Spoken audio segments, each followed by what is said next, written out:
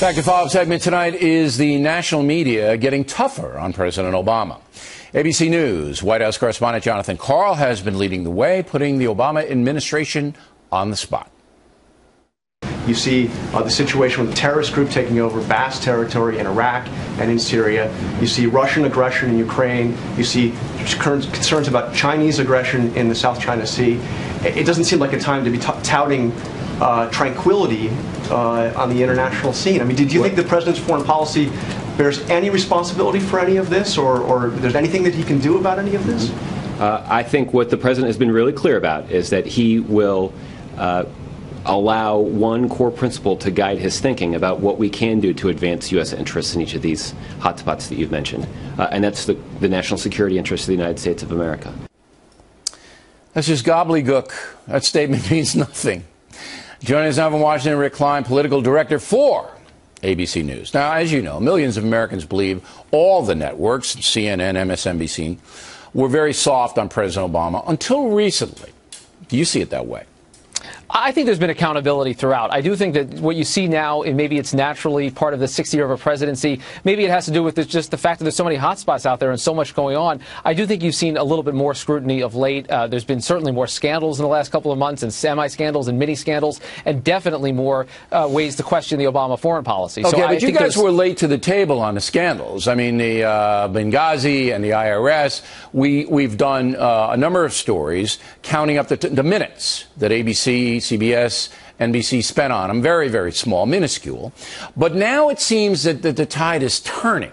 And not only did Karl, and I think Karl's a good correspondent, second only to Ed Henry, our guy. But you see it at CBS and even NBC. I mean, when NBC starts to pound the president, you know something's going on. Do you feel that there is a disintegration of the administration? I think a lot of it attracts public support, and we know that there's more skepticism and less trust of this president than there was certainly before his reelection and even than there was a year ago. And I think when you add to that just the volume of things. Look, if you'd asked the president throughout his first term and even through his second term about a lot of different problems that he's faced, his stock reaction has been to say, well, look at what I inherited. And there's no doubt he inherited a lot of bad things. But that becomes less and less, I think, credible as time goes on. Especially so when the problems get worse. But you just said something very interesting. You say it tracks the polls. I don't think network news coverage should track the polls. I mean, we certainly don't track the polls on the factor. We do the stories that we believe are important for the American people to know about. But I think you're right. I think that the network newscasts in the evening, morning kind of doesn't even do anything anymore. They're more entertainment oriented. But the evening newscasts, they're just late to the buffet. You know what I'm talking about, Rick? I mean, I think everybody would agree that you guys weren't tough on the president as these things were developing. I think you look at Benghazi. I think we were very aggressive in our reporting early on in that, and John Karl, as you mentioned, was out front in a lot of that. And I think you also look at the entirety of our coverage, including what we do online. Look, that 30 minutes that you see at night is just a piece of what ABC News represents. But I think for all the networks, look, there's no question that this is a different phase of the presidency. I think in terms of how their ambitions have played out, in terms of how the scrutiny has been applied, things are different now. It is a different stage of a presidency. But why are things different now? Is it because the failure is so glaring?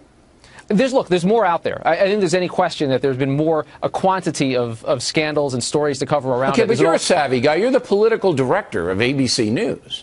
Do you see the administration failing at this point?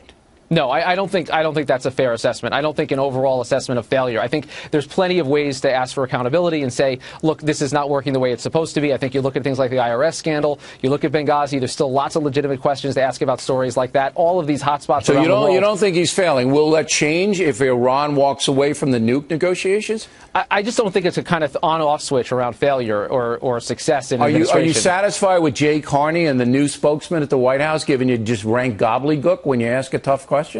I think that was not a direct answer to John Karl. I think there's lots of times where you get more direct answers. I think there's spin that's involved in any answer from a White House press secretary. And I think that was what we saw with Jay Carney. I think you see that now with Josh. And I kind of expect that. I don't think that that's going to be the forum. I didn't see that from Tony Snow, the late Tony Snow, and Dana Perino at the Bush White House. I didn't see that.